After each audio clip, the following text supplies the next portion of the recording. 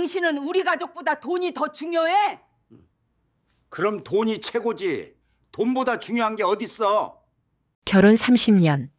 그 긴 세월 동안 남편은 단 한 번도 제 손에 직접 돈을 쥐어준 적이 없었습니다. 처음에는 그저 살림을 합리적으로 꾸려가려는 알뜰함이라고 생각했습니다.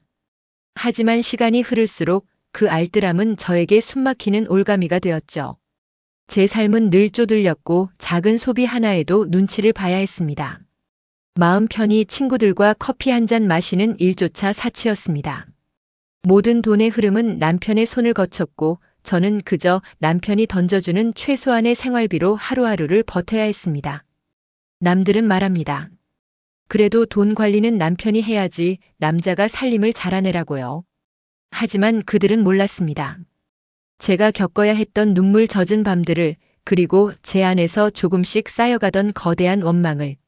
저는 생각했습니다. 이 사람은 정말 돈밖에 모르는 인간이구나.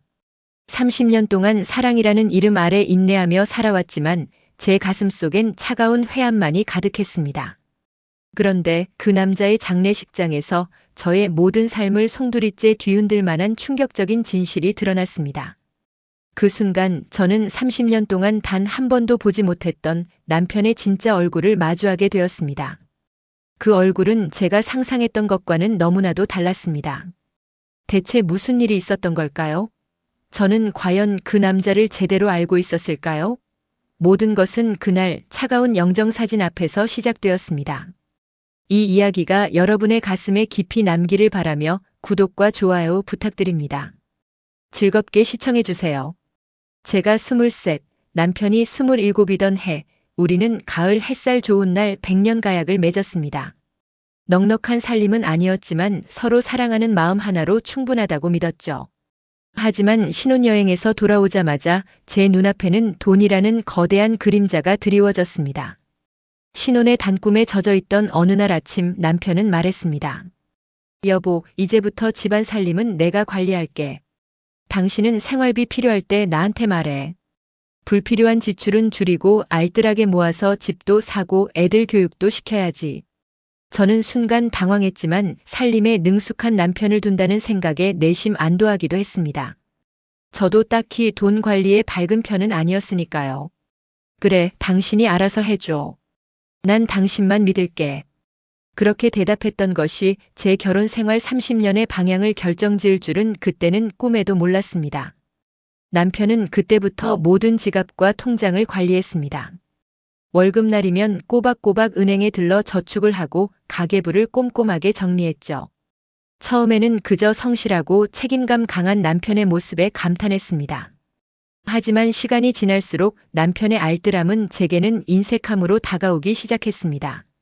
모든 것이 돈과 연결되었고 돈 앞에서 남편의 얼굴은 늘 싸늘했습니다. 결혼이라는 아름다운 시작에 돈이라는 그림자가 너무나도 일찍 찾아왔던 겁니다. 저는 그 그림자 속에서 제 존재가 점점 희미해지는 것을 느꼈습니다.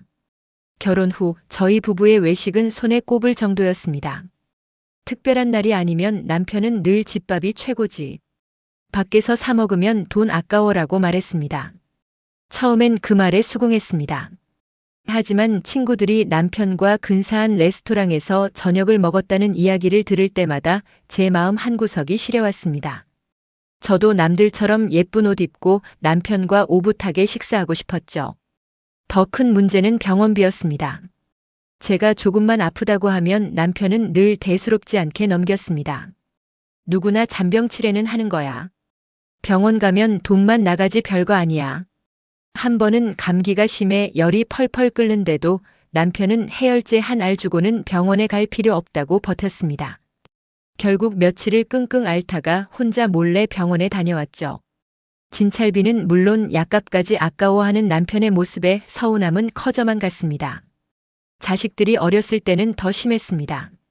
아이들이 조금만 다치거나 아파도 남편은 먼저 병원비 걱정부터 했습니다.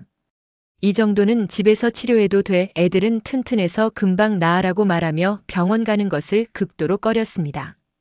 저는 어린 아이들을 데리고 몰래 병원을 다녀오는 일이 부지기수였습니다. 제 손에는 늘 카드 한 장 없었기에 병원비는 늘 남편에게 사정해야 했고 그때마다 저는 죄인이 된 기분이었습니다. 제가 왜 이렇게까지 눈치를 봐야 하는지, 남편은 정말 우리 가족의 건강보다 돈이 더 중요한 걸까 하는 생각이 머릿속을 떠나지 않았습니다. 제 결혼 생활 30년 동안 제 이름으로 된 신용카드는 단 한 장도 없었습니다. 현금 카드조차 남편이 관리하는 통장에 연결되어 있었죠. 남편은 여보, 카드는 관리하기 힘들어.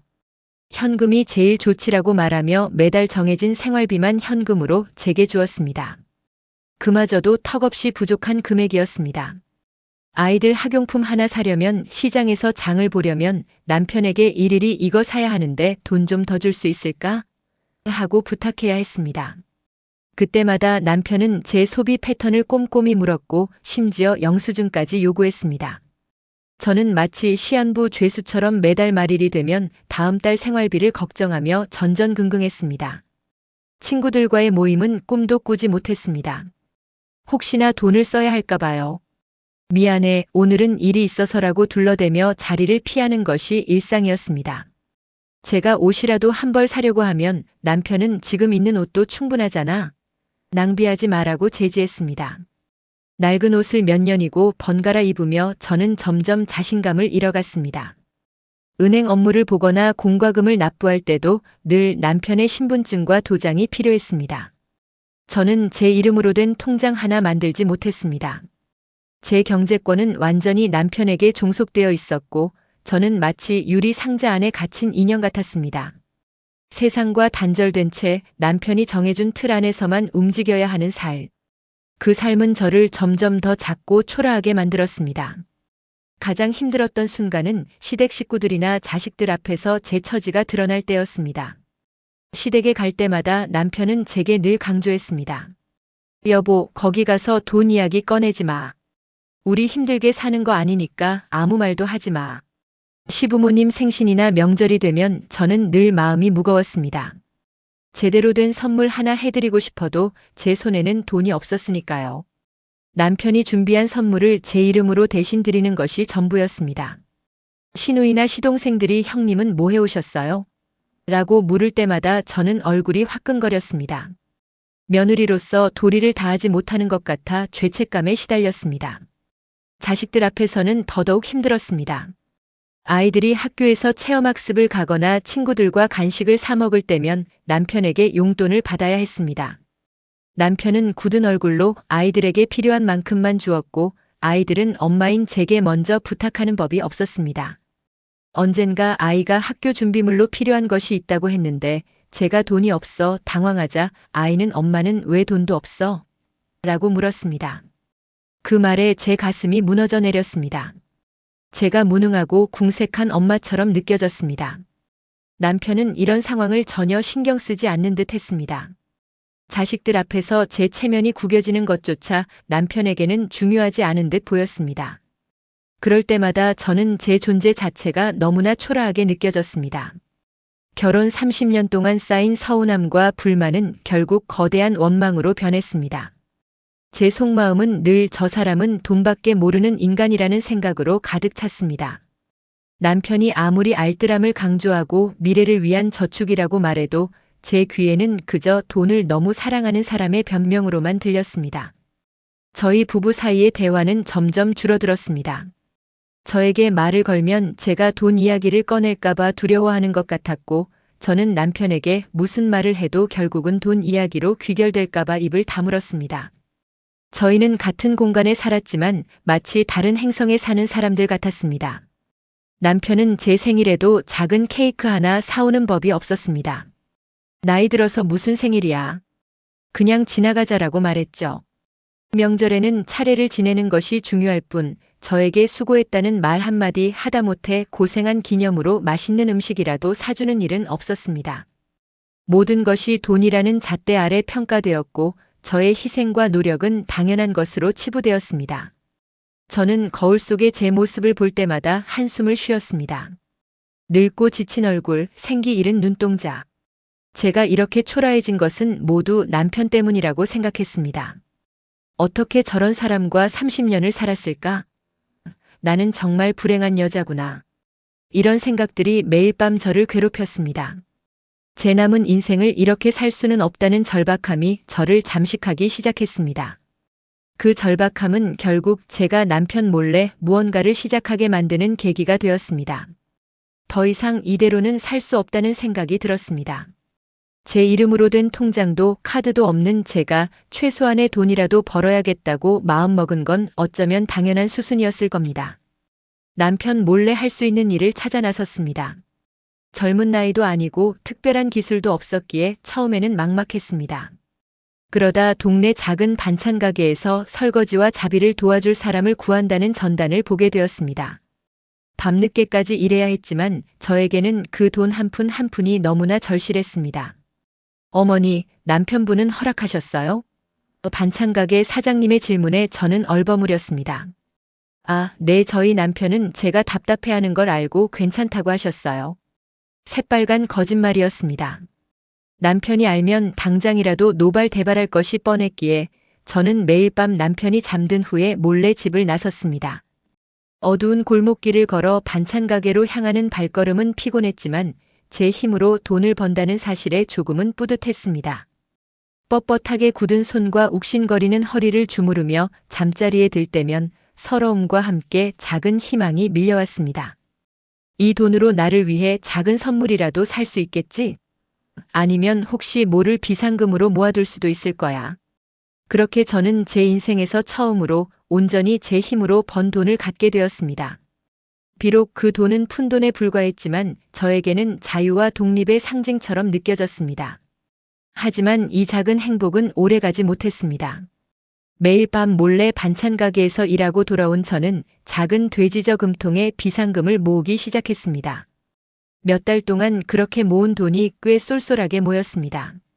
그 돈으로 아이들 몰래 용돈을 주기도 하고 저를 위해 작은 옷핀 하나 사기도 했습니다. 그런 소박한 행복이 제 삶의 유일한 낙이었습니다. 그런데 어느 날 그 비상금이 남편에게 들켜버렸습니다. 제가 반찬 가게에서 일하는 사실을 어떻게 알았는지 남편은 제게 굳은 얼굴로 물었습니다. 당신 요즘 밤마다 어디 다니는 거야? 그리고 이 돈은 대체 어디서 난 거야? 저는 심장이 쿵 떨어지는 것 같았습니다. 숨겨왔던 비밀이 드러나는 순간 저는 온몸이 굳어버렸죠. 그게 그냥 친구 집에 잠깐 다녀오고 이 돈은 예전에 받은 용돈을 조금씩 모아둔 거야. 저는 더듬거리며 말도 안 되는 변명을 늘어놓았습니다. 남편은 제 눈을 똑바로 쳐다보며 말했습니다. 거짓말하지 마. 당신 어디 가서 이상한 짓 하는 거 아니지? 그리고 이런 푼돈 모아서 뭐 하려고? 내가 당신 먹여 살리는 돈이 부족해? 쓸데없는 짓 하지 말고 집에서 살림이나 해. 남편의 차가운 목소리에 저는 아무런 대꾸도 할 수 없었습니다. 제게는 비상금이었던 그 돈을 남편은 푼돈이라며 비웃었고 제가 힘들게 일해서 번 돈을 쓸데없는 짓이라고 매도했습니다. 결국 남편은 돼지 저금통을 빼앗아갔습니다. 제 눈앞에서 저금통을 깨더니 그 안에 있던 돈을 세어보고는 말했습니다. 앞으로 이런 돈은 다 나한테 가져와. 내가 더 잘 관리해 줄 테니까. 제가 힘들게 번 돈이 또다시 남편의 손으로 넘어가는 순간 저는 깊은 절망감을 느꼈습니다. 제가 애써 쌓아 올린 작은 성이 한순간에 무너져 내리는 기분이었습니다. 남편의 냉정한 반응은 제 마음을 얼어붙게 만들었습니다. 남편 몰래 밤늦게까지 일하고 집에 와서는 시무룩한 마음으로 집안일을 하다 보니 제 몸은 점점 지쳐갔습니다. 늘 피곤했고 여기저기 쑤시지 않는 곳이 없었습니다. 그러다 어느 날 갑자기 심한 복통이 찾아왔습니다. 처음에는 그냥 체한 줄 알았는데 통증은 점점 심해졌고 식은땀까지 흘렀습니다. 아이들이 걱정할까봐 겨우 참고 밤을 지새웠지만 아침이 되자 통증은 더욱 격렬해졌습니다. 결국 아이들의 성화에 못 이겨 병원을 찾게 되었습니다. 남편에게는 말하지 않았습니다. 어차피 병원 가는 걸 싫어할 것이 뻔했으니까요. 혼자 병원에 가서 여러 검사를 받았습니다. 그리고 며칠 뒤 의사 선생님은 제게 예상치 못한 진단을 내렸습니다. 자궁에 혹이 발견되었습니다.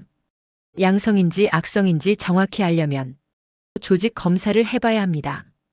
청천벽력 같은 소리였습니다. 저는 그 자리에서 멍하니 앉아 있었습니다. 암일 수도 있다는 생각에 머릿속이 새하얘졌습니다. 내가 혹시 죽는 건 아닐까? 하는 두려움이 밀려왔습니다. 집에 돌아와 남편에게 어렵사리 이 사실을 털어놓았습니다. 잔뜩 겁먹은 얼굴로 이야기를 꺼내는데 남편은 제 얼굴을 한참 동안 말없이 쳐다보더니 한숨을 내쉬었습니다. 수술이라니 병원비는 얼마나 나온대? 간단한 약으로는 안 되는 거야? 남편의 입에서 나온 첫마디는 제 건강 걱정이 아닌 병원비 걱정이었습니다. 저는 또다시 깊은 좌절감에 빠졌습니다. 제가 아프다는 사실보다 돈을 먼저 생각하는 남편의 모습에 눈물이 왈칵 쏟아질 뻔했습니다. 의사 선생님의 진단 후 저는 수술을 결심했습니다. 하지만 수술비와 입원비가 만만치 않다는 사실에 다시금 절망했습니다. 남편에게 솔직히 말해야 했습니다. 여보, 의사 선생님이 빨리 수술해야 한대. 수술비랑 입원비가 꽤 나올 것 같아 제 말을 들은 남편은 한동안 말없이 천장만 바라보았습니다. 그리고는 짧게 한숨을 쉬더니 말했습니다. 정말 꼭 해야 하는 수술이야? 좀 더 지켜볼 수는 없어? 괜히 멀쩡한 몸에 칼 대는 거 아니야? 그리고 우리 형편에 그런 큰 돈이 어디 있다고 남편의 말은 제 가슴에 비수처럼 박혔습니다. 제가 아파서 수술을 받아야 한다는 상황보다 돈 걱정이 먼저인 남편의 모습에 저는 큰 충격을 받았습니다. 제 건강은 남편에게 아무것도 아닌 것처럼 느껴졌습니다. 남편은 병원에 가서 의사에게 직접 수술의 필요성과 비용에 대해 물어봤습니다. 그리고 병원에서 돌아온 후에도 한동안 말없이 지냈습니다. 결국 수술 날짜는 잡혔고 남편은 수술비를 결제했습니다. 하지만 그때까지도 남편의 얼굴에는 어떤 감정의 동요도 찾아볼 수 없었습니다. 걱정이나 안타까움 같은 감정은 없었고 오직 무표정한 얼굴만이 있었습니다. 저는 생각했습니다. 이 사람은 정말 나를 사랑하지 않는구나. 나보다 돈이 더 소중한 사람이구나. 그 무표정한 얼굴이 제게는 너무나 차갑고 낯설게 느껴졌습니다. 수술대에 오르면서도 저는 남편에 대한 원망과 함께 깊은 외로움을 느꼈습니다. 수술은 다행히 성공적으로 끝났고 조직 검사 결과도 양성으로 나왔습니다. 휴, 정말 천만다행이었죠. 하지만 수술 후 회복 과정은 생각보다 더디고 힘들었습니다. 통증은 물론이고 몸에 힘이 없어 일상생활조차 제대로 할 수 없었죠. 남편은 퇴원 후 집으로 돌아온 저에게 고생했어라는 짧은 말만 건넬 뿐이었습니다. 퇴원 후에도 남편은 여전히 저에게 무관심했습니다. 제가 힘들어해도 괜찮냐는 말 한마디 없이 그저 자신의 일상생활을 할 뿐이었습니다. 따뜻한 죽 한 그릇 끓여주는 일도 없었고 집안일을 잠시 도와주는 일도 없었습니다. 저는 아픈 몸을 이끌고 겨우겨우 집안일을 해내야 했습니다. 아이들은 엄마가 아프니 조심스러워했지만 남편은 아무렇지도 않아 보였습니다. 제가 힘들게 움직이는 모습을 보면서도 몸은 좀 괜찮아? 힘들지 않아? 라는 따뜻한 질문 대신 이제 괜찮지? 다 나았으면 됐지 뭐라고 말했습니다. 그 말에 제 마음은 완전히 다쳤습니다. 결혼 생활 30년 동안 조금씩 쌓여왔던 서운함과 실망감, 그리고 최근의 병원 경험까지 더해져 남편에 대한 모든 기대와 사랑이 완전히 사라지는 순간이었습니다. 저는 더 이상 남편에게 아무것도 기대하지 않기로 했습니다. 따뜻한 말 한마디, 작은 배려 하나조차 바라지 않는 메마른 관계가 되어버린 거죠. 제 마음속에는 남편을 향한 사랑 대신 차가운 냉기와 깊은 원망만이 자리 잡았습니다. 이 결혼은 더 이상 의미가 없다는 생각이 제 머릿속을 맴돌았습니다. 아픈 몸으로 겨우 일상을 이어가던 어느 날, 저는 우연히 남편이 늦은 저녁 시간에 몰래 집을 나서는 모습을 보게 되었습니다. 어디 가는 거냐고 물으니 남편은 그저 친구 좀 만나고 올게라고만 대답하고 서둘러 나갔습니다. 그런데 그 다음 날 아침 남편의 외투 주머니에서 익숙한 은행 봉투를 발견했습니다.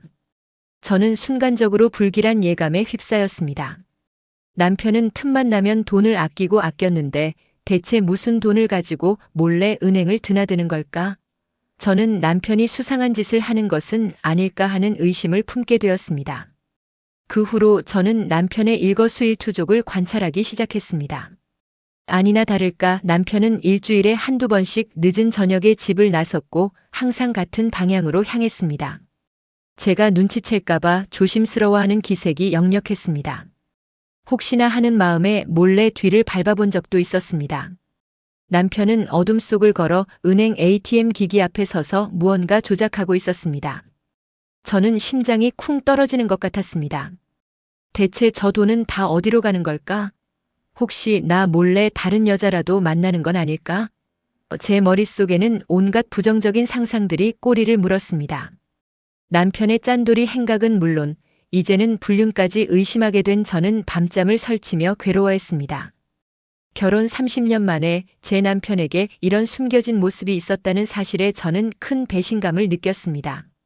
제가 알던 남편은 사실 제가 전혀 알지 못하는 다른 얼굴을 가지고 있었던 것일까요? 남편이 몰래 은행을 드나드는 모습에 이어 저의 의심은 점점 확신으로 변해갔습니다. 분명 다른 여자가 있을 거야. 남편은 돈 한 푼 아까워하면서도 제가 아플 때도 관심조차 없었는데 이렇게 몰래 돈을 빼돌리는 것은 분명 다른 사람에게 쓰기 위함이라고 생각했습니다. 저는 남편의 옷차림이나 휴대폰을 몰래 확인하기도 했습니다. 휴대폰에는 별다른 흔적이 없었지만 남편의 외투에서 은은한 여자 향수 냄새가 나는 것 같기도 했습니다. 저의 예민한 후각이 만들어낸 착각이었을까요? 아니면 정말 남편이 다른 여자를 만나고 있는 걸까요? 의심은 걷잡을 수 없이 커져만 갔습니다. 잠자리에 들어도 남편이 옆에 누워있으면 소름이 돋는 것 같았습니다. 매일 밤마다 남편의 행동을 분석하고 혹시라도 놓친 단서가 있을까봐 전전긍긍했습니다. 저는 거울 속 제 모습을 보았습니다. 늙고 지친 얼굴, 주름진 눈가. 남편이 젊고 예쁜 여자에게 한눈을 팔아도 이상할 것 없다는 생각에 비참해졌습니다. 남편에게 직접 물어보고 싶었지만 혹시라도 제가 오해한 것이라면 어떻게 될까 하는 두려움이 앞섰습니다. 하지만 물어보지 않으면 밤마다 저를 괴롭히는 의심에서 벗어날 수 없을 것 같았습니다. 결국 저는 용기를 내어 남편에게 물었습니다. 여보, 솔직히 말해봐. 요즘 밤마다 어디 가는 거야? 그리고 왜 그렇게 은행을 드나들어? 혹시 다른 사람 만나는 거 아니지? 남편은 제 질문에 당황한 듯 잠시 멈칫하더니 싸늘한 표정으로 말했습니다. 쓸데없는 소리 하지 마. 당신 정신 나갔어? 내가 왜 다른 사람을 만나? 남편의 차가운 반응은 제 의심을 더욱 굳건하게 만들었습니다. 저의 질문에 대한 남편의 반응은 오히려 저를 더욱 깊은 나락으로 밀어넣는 듯 했습니다. 남편의 짠돌이 행각과 저에 대한 무관심은 비단 저뿐만 아니라 자식들에게도 영향을 미쳤습니다. 어릴 적부터 남편은 아이들에게도 용돈을 아꼈고 작은 선물 하나도 쉽게 사주지 않았습니다. 아이들이 학원에서 특별 활동을 하고 싶다고 말해도 남편은 늘 그런 건 돈만 나가지 별 도움이 안 돼. 쓸데없는 곳에 돈 쓰지 마라고 말했습니다. 결국 아이들은 아빠에게는 아무것도 기대하지 않게 되었습니다. 필요한 것이 있으면 저에게 몰래 이야기했고 저는 없는 살림에도 아이들을 위해 어떻게든 마련해주려 애썼습니다.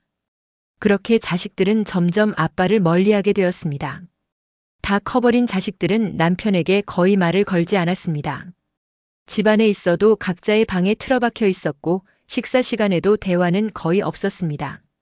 어쩌다 남편이 아이들에게 말을 걸면 아이들은 대충 대답하거나 아예 무시하는 태도를 보였습니다.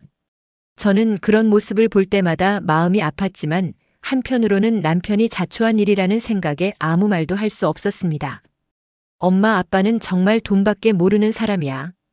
우리한테는 관심도 없어. 큰딸이 제게 했던 말이 떠올랐습니다.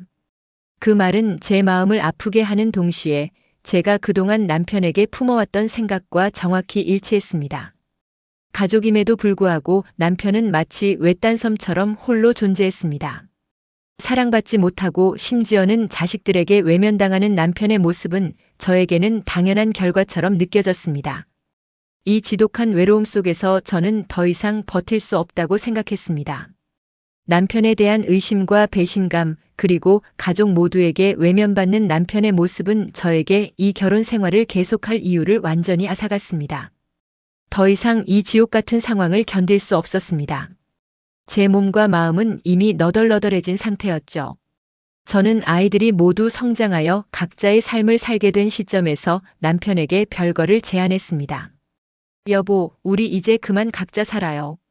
더 이상은 당신하고 같이 살 자신이 없어. 제 말을 들은 남편은 아무런 대답도 하지 않았습니다. 그저 저를 멍하니 바라볼 뿐이었습니다. 저는 그 침묵 속에서 남편의 동의를 얻었다고 생각했습니다. 사실 남편이 저를 붙잡을 거라는 기대조차 하지 않았습니다. 이미 서로에게 아무런 감정도 남아있지 않다고 생각했으니까요. 저는 짐을 꾸려 작은 오피스텔을 얻었습니다.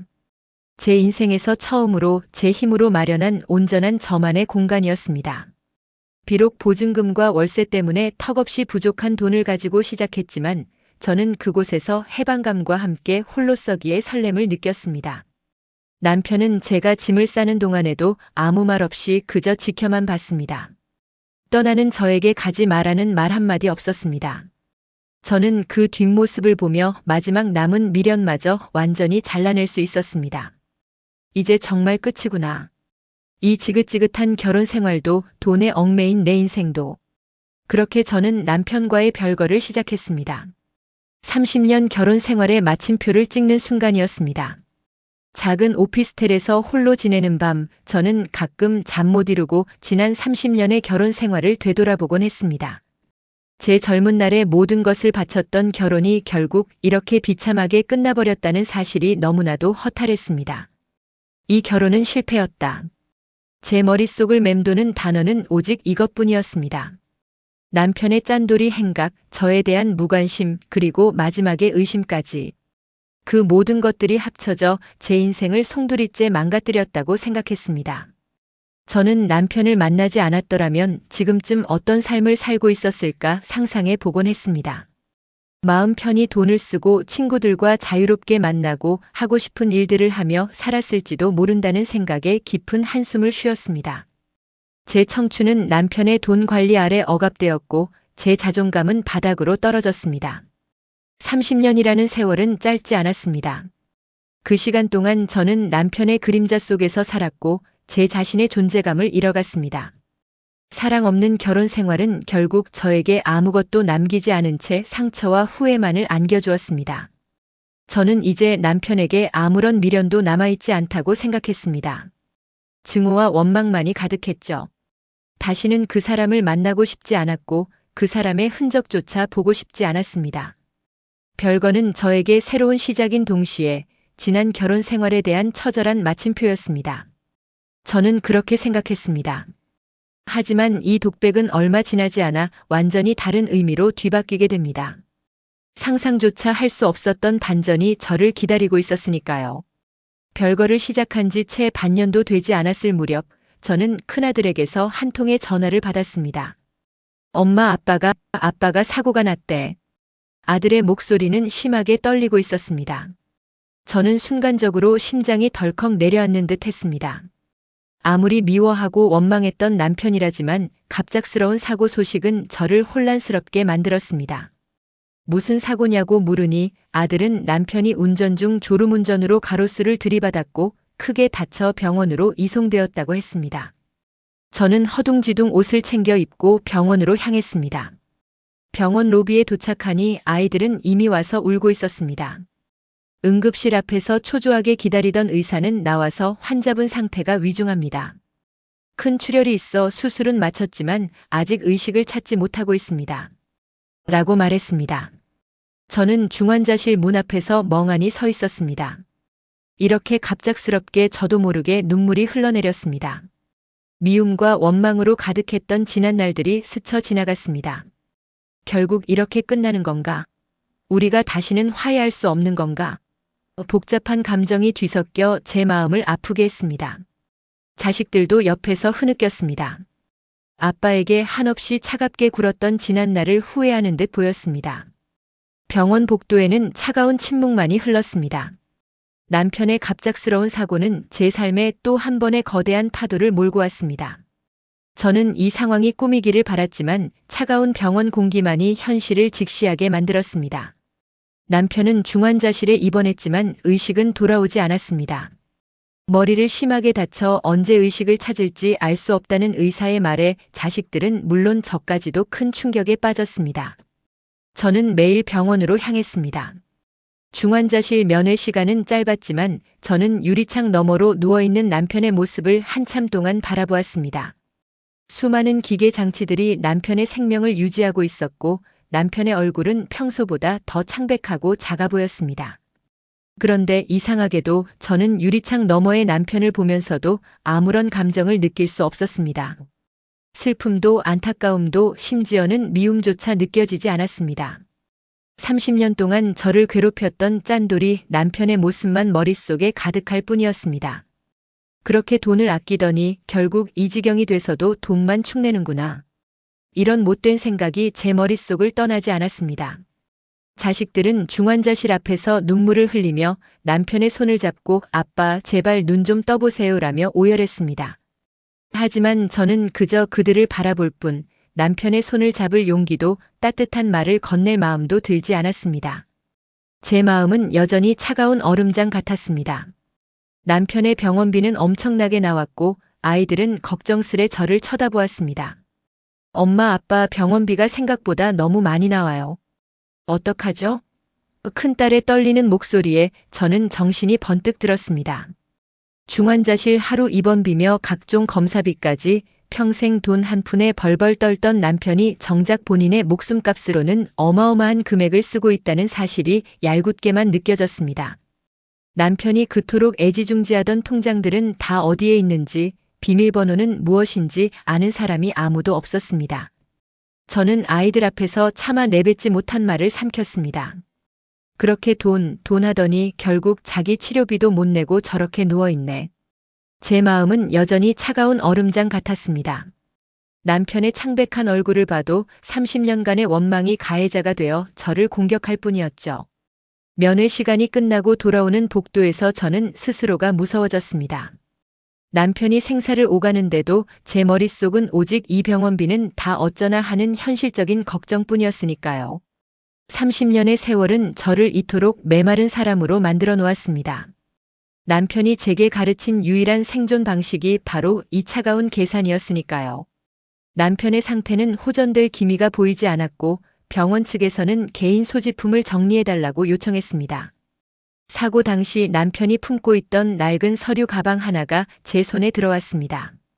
평소 남편이 분신처럼 아끼며 절대 열어보지 못하게 하던 그 가방이었습니다. 떨리는 손으로 가방을 열자 그 안에는 의외로 단출한 물건들이 들어있었습니다.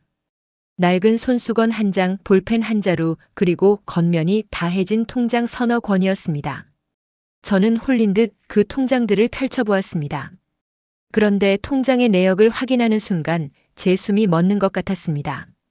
그곳에는 제가 알던 남편의 지독한 짠돌이 행각으로는 도저히 설명할 수 없는 숫자들과 기록들이 가득했기 때문입니다.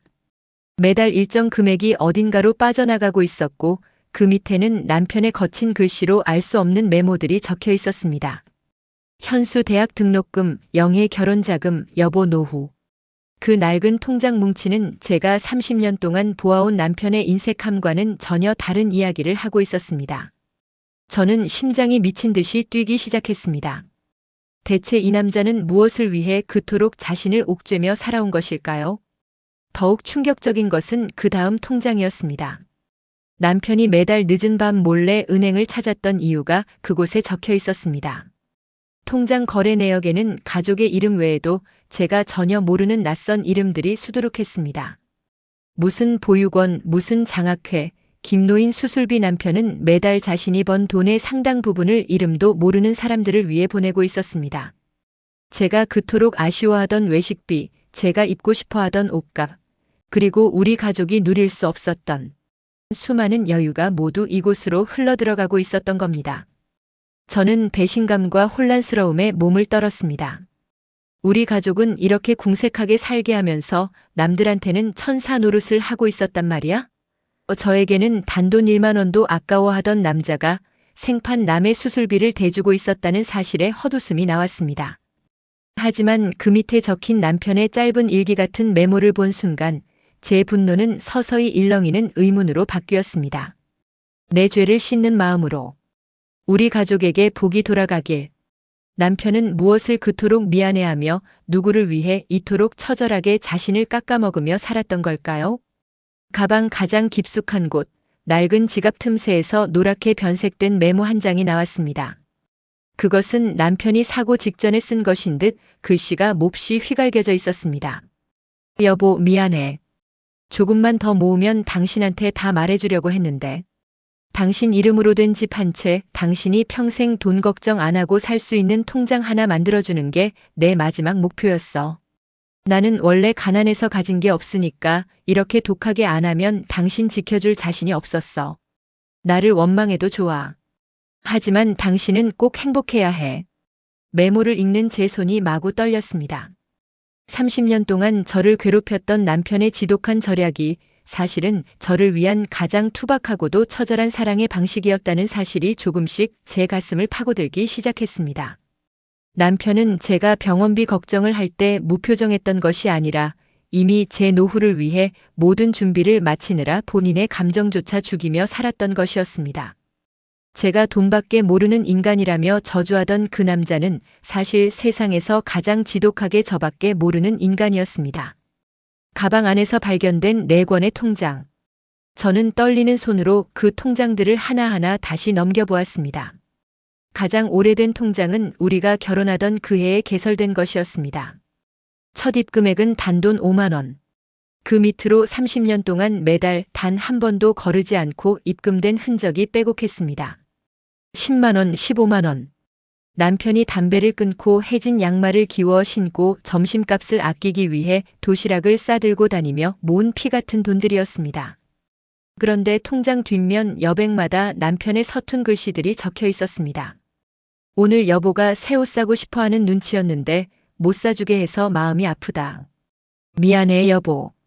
나중에 이 돈으로 당신 제일 좋은 옷 입혀줄게. 현수 운동화 떨어진 거 보고도 모른 척했다. 아빠가 못나서 미안하다. 나중에 크게 갚을게. 저는 그 글귀들을 읽어내려가며 숨이 막히는 것 같았습니다. 제가 남편을 돈밖에 모르는 인간이라며 경멸하던 그 순간에도 남편은 그 돈 한 푼을 아끼며 저에게 미안해하고 자책하고 있었던 겁니다. 남편이 몰래 은행을 드나들었던 건 다른 여자가 있어서가 아니었습니다. 제가 알면 그냥 지금 쓰자고 할까봐 혹은 혹여나 제가 고생하는 걸 미안해할까봐 가장 안전한 곳에 저와 아이들의 미래를 차곡차곡 쌓아두고 있었던 것이었습니다. 30년이라는 세월 동안 남편은 스스로를 악역으로 자처하며 우리 가족을 위한 거대한 성을 홀로 쌓아 올리고 있었습니다.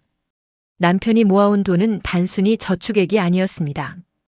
통장 하나는 아예 아내의 치료비라는 이름으로 따로 관리되고 있었습니다. 제가 자궁 수술을 받았을 때 남편이 그토록 무표정하게 병원비를 걱정했던 이유를 이제야 알 것 같았습니다. 남편은 이미 제가 늙고 병들 것을 대비해 수억 원의 보험과 예금을 준비해 두고 있었고 그날 결제한 수술비는 남편이 비상금으로 따로 모아둔 돈에서 나간 것이었습니다. 남편은 자신의 통장의 잔고가 줄어드는 것을 걱정한 게 아니라 혹시라도 그 돈이 부족해 제가 제대로 된 치료를 받지 못할까봐 겁이 났던 것이었습니다. 또 다른 통장에는 제가 평소에 가보고 싶어 했던 여행지 이름들이 적혀 있었습니다. 여보 환갑 때는 스위스, 결혼 30주년에는 제주도 한 달 살기. 남편은 제 무심한 말 한마디를 단 하나도 잊지 않고 기록해 두었습니다. 하지만 남편은 그 꿈을 저에게 말하지 못했습니다. 당장 눈앞의 생활비를 아껴야 그 목표를 이룰 수 있다고 믿었기 때문입니다. 남편의 사랑은 이토록 지독하고 무식했습니다. 표현할 줄 몰라서, 다정하게 안아줄 줄 몰라서 그저 돈을 모으는 것만이 가장 확실한 사랑의 증명이라고 믿었던 남자. 저는 그런 남편의 진심을 인색함이라는 잣대로 난도질해 왔습니다. 남편이 낡은 구두를 끌고 다니며 모은 그 숫자들이 이제는 날카로운 칼날이 되어 제 가슴을 후벼 팠습니다. 가방 가장 밑바닥에는 부동산 매매 계약서 한 장이 들어 있었습니다. 작년에 체결된 계약서였습니다. 별거 직전 남편이 그토록 바쁘게 돌아다니던 이유가 바로 이것이었습니다. 남편은 제가 평소에 나중에 나이 들면 햇볕 잘 드는 마당 있는 집에서 꽃 키우며 살고 싶어라고 했던 말을 기억하고 경기도 외곽에 작은 전원주택을 한 채 마련해 두었습니다. 그 집의 명의는 남편이 아닌 바로 제 이름으로 되어 있었습니다. 남편은 우리가 별거를 시작한 후에도 그 집을 가꾸고 있었던 모양입니다. 계약서 사이에는 정원 설계도와 함께 여기에는 당신이 좋아하는 수국을 심고 저기에는 당신 편히 쉴 흔들의자를 놓아야지라고 적힌 메모가 끼워져 있었습니다. 남편은 제가 별거를 선언했을 때 왜 붙잡지 않았는지 이제야 깨달았습니다. 그 사람은 이미 제가 혼자서도 혹은 나중에 다시 만나서도 평안하게 살 수 있는 완벽한 안식처를 준비하고 있었던 겁니다. 나 같은 짠돌이랑 사느라 고생 많았지? 이제 이 집에서 당신 하고 싶은 거 다 하고 살아. 메모의 마지막 문장을 읽는 순간 저는 병원 복도 한복판에서 주저앉고 말았습니다. 남편은 자신을 위한 옷 한 벌, 맛있는 음식 한 끼 제대로 먹지 않았습니다. 오로지 저에게 그 완벽한 하루를 선물하기 위해 자신의 30년을 통째로 바친 것이었습니다. 남편의 계획 속에는 자신의 안위는 없었습니다. 오직 저의 행복만이 남편의 유일한 목적지였습니다. 왜 그렇게까지 해야 했을까? 왜 조금 더 다정하게 말해주지 않았을까? 원망 섞인 의문은 남편의 낡은 일기장에서 답을 찾았습니다. 남편은 어린 시절 부모님이 빚에 쪼들려 야반도주를 하고 뿔뿔이 흩어졌던 아픈 기억을 가지고 있었습니다. 돈이 없어서 가족이 해체되는 것을 목격했던 남편에게 가난은 곧 재앙이었습니다. 남편은 결혼하던 날 스스로 맹세했다고 적어두었습니다. 내 아내와 자식들에게는 절대로 가난의 공포를 느끼게 하지 않겠다. 내가 욕을 먹더라도, 내가 세상에서 제일 인색한 놈이 되더라도 내 가족의 주머니는 채워놓겠다. 남편의 인색함은 사실 지독한 공포에서 기인한 방어기제였습니다. 가족을 잃지 않기 위해, 가족을 지키기 위해 남편은 스스로를 돈에 미친 사람처럼 위장했습니다. 제가 돈이 없다고 투덜댈 때 남편이 화를 냈던 건 사실 미안함이 분노로 바뀐 것이었습니다. 조금만 참아줘, 여보. 이제 거의 다 왔어 라고 말하고 싶었지만 남편은 그 말이 오히려 저를 기대하게 만들고 실망하게 만들까봐 입을 굳게 다물었습니다. 남편의 일기장 마지막 페이지에는 이런 글귀가 있었습니다. 요즘 아내가 나를 보는 눈빛이 너무 차갑다. 마음이 아프지만 괜찮다. 나중에 아내가 내가 남긴 것들을 보고 웃을 수만 있다면 나는 지금 죽어도 여한이 없다. 남편은 제가 자신을 미워하는 것조차 감내하며 사랑을 실천하고 있었습니다. 그 무겁고도 외로운 사랑을 저는 단 한 번도 들여다보려 하지 않았습니다. 중환자실 면회 시간. 저는 남편의 야윈 손을 잡았습니다. 평생 돈을 아끼느라 거칠어지고 굳은 살이 박인 그 손이 왜 그렇게 차갑게 느껴지는지 저는 남편의 귀에 대고 울부짖었습니다. 이 멍청한 사람아. 이 바보 같은 사람아. 누가 이런 거 해달래? 나 그냥 당신이랑 고기 한 점 구워 먹고 당신이랑 웃으면서 커피 한 잔 마시는 게 소원이었어. 왜 이렇게 바보같이 살았어? 제 목소리가 병실에 가득 찼지만 남편은 아무런 대답이 없었습니다. 30년 동안 남편에게 쏟아냈던 원망의 말들이 이제는 후회의 칼날이 되어 제 심장을 찔렀습니다. 제가 남편 몰래 알바를 하며 비상금을 모았을 때 남편이 그걸 뺏어갔던 건 사실 제가 밤늦게 일하다 몸을 망칠까봐 걱정돼서였다는 것을 이제는 압니다. 제가 아플 때 병원비부터 물었던 건 돈이 아까워서가 아니라 제가 받을 수술이 얼마나 크고 위험한 건지 가늠해 보려던 남편만의 서툰 방식이었다는 것도 이제는 알겠습니다. 미안해, 여보. 내가 너무 늦게 알았어. 당신이 나를 얼마나 사랑했는지, 당신이 얼마나 외롭게 우리를 지켜왔는지. 저는 남편의 가슴에 얼굴을 묻고 오열했습니다. 남편의 심장 박동 소리가 희미하게 들려왔습니다. 그 박동은 마치 저에게 괜찮아, 여보. 당신만 행복하면 되라고 속삭이는 것 같았습니다. 제가 그토록 미워했던 짠돌이 남편은 세상에서 가장 거대한 사랑을 가진 영웅이었습니다. 남편은 끝내 의식을 회복하지 못한 채 세상을 떠났습니다. 장례식장은 고요했습니다. 남편이 워낙 인색하게 굴었던 터라 찾아올 조문객도 별로 없을 거라 생각했죠. 그런데 장례 첫날 오후부터 믿기지 않는 일이 벌어졌습니다. 검은 정장을 차려입은 신사들부터 낡은 옷차림의 노인들, 심지어는 앳된 얼굴의 대학생들까지 줄지어 빈소를 찾기 시작한 것입니다. 그들은 영정사진 속 남편의 얼굴을 보며 약속이라도 한 듯 오열했습니다. 이분이 아니었다면 제 아내는 수술도 못 받고 죽었을 겁니다. 한 중년 남성이 제 손을 잡으며 말했습니다. 회장님은 본인이 구멍난 양말을 신으시면서도 저희 집 애들 장학금은 단 한 번도 밀린 적이 없으셨어요. 세상에 이런 분이 어디 있습니까? 저는 멍하니 그들을 바라보았습니다. 남편은 제가 모르는 곳에서 수많은 이들의 키다리 아저씨였습니다. 빈소 한쪽에는 남편이 평생 후원해온 보육원 아이들이 보낸 편지들이 쌓였습니다. 우리의 영웅, 할아버지 고맙습니다. 라는 문구를 보며 저는 가슴이 찢어지는 것 같았습니다. 제가 돈밖에 모르는 구두쇠라고 경멸하며 외면했던 남편의 30년은 사실 수많은 생명을 살리고 절망에 빠진 이들을 일으켜 세운 거룩한 희생의 시간이었습니다. 남편은 자신에게는 단 1원도 쓰지 않는 지독한 짠돌이였지만 남을 위해서는 자신의 모든 것을 내어주는 세상에서 가장 부유한 사람이었습니다. 아빠를 부끄러워하고 외면했던 자식들은 빈소 구석에서 고개를 들지 못했습니다. 그때 남편의 오랜 친구이자 변호사인 한 분이 가방을 들고 다가왔습니다. 그는 남편이 남긴 유언장과 신탁 자산 내역을 자식들 앞에 펼쳐놓았습니다. 자네 아버지는 평생 자네들이 돈의 노예가 되지 않기를 바라셨네. 돈이 없어서 비굴해지지 않도록 각자의 이름으로 된 상가 건물과 독립 자금을 완벽하게 준비해 두셨어. 다만 자네들이 스스로의 힘으로 인생을 개척할 때까지는 절대로 알려주지 말라고 당부하셨지. 자식들은 서류를 확인하며 경악했습니다. 본인들이 아빠를 원망하며 호의호식하고 싶어 할 때 아빠는 자식들의 평생을 책임질 거대한 울타리를 치고 있었던 겁니다. 변호사는 덧붙였습니다. 아버님이 돌아가시기 전 마지막으로 하신 말씀이 뭔지 아나? 우리 애들이 나를 미워해도 괜찮다. 나중에 그 애들이 부모가 되어 돈 때문에 눈물 흘릴 일이 생길 때 그때 나를 한 번만 이해해 준다면 그걸로 족하다라고 하셨네. 큰아들은 유언장을 붙들고 대성통곡하기 시작했습니다. 아빠, 제가 잘못했어요. 아빠가 그렇게 힘들게 모은 돈인 줄도 모르고. 저는 아빠가 세상에서 제일 싫다고만 했어요.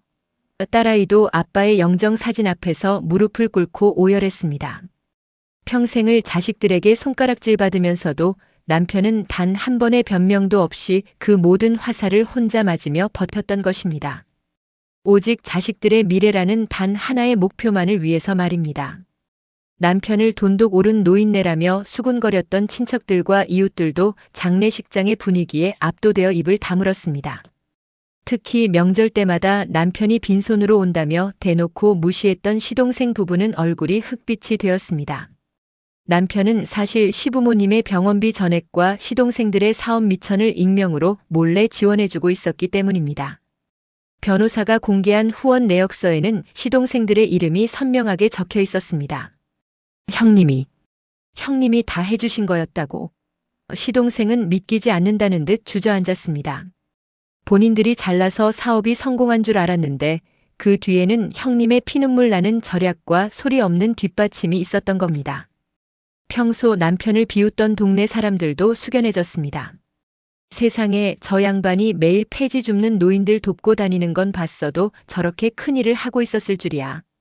남편의 장례식장은 더 이상 슬픔만의 공간이 아니었습니다. 그것은 한 인간이 얼마나 숭고하게 자신을 지우고 타인을 위해 살 수 있는지를 보여주는 증명의 장이었습니다. 사람들은 저를 보며 말했습니다. 사모님, 정말 훌륭한 분과 사셨네요. 부럽습니다. 그 소리를 듣는데 가슴이 미어지는 것 같았습니다. 30년을 함께 살면서도 정작 가장 가까운 저는 그 사람의 가치를 몰랐고 남들보다 더 남편을 미워했으니까요. 저는 남편이 지켜온 그 고결한 침묵이 얼마나 무거웠을지 가늠하며 끊임없이 참회의 눈물을 흘렸습니다. 장례를 마치고 돌아온 집은 너무나 넓고 적막했습니다. 남편이 남긴 유산은 어마어마했습니다. 제 이름으로 된 전원주택, 평생 쓰고도 남을 연금 통장, 그리고 자식들을 위한 자산까지.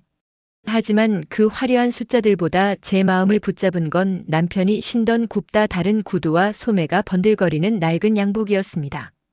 저는 남편이 남긴 유산의 절반을 남편이 평생 후원하던 단체에 기부하기로 결정했습니다. 남편이 걸어온 그 나눔의 길을 저 또한 함께 걷는 것이 남편에 대한 마지막 예의라고 생각했기 때문입니다. 창밖을 보니 남편이 저를 위해 준비했다는 마당에 작은 싹이 돋아나고 있었습니다.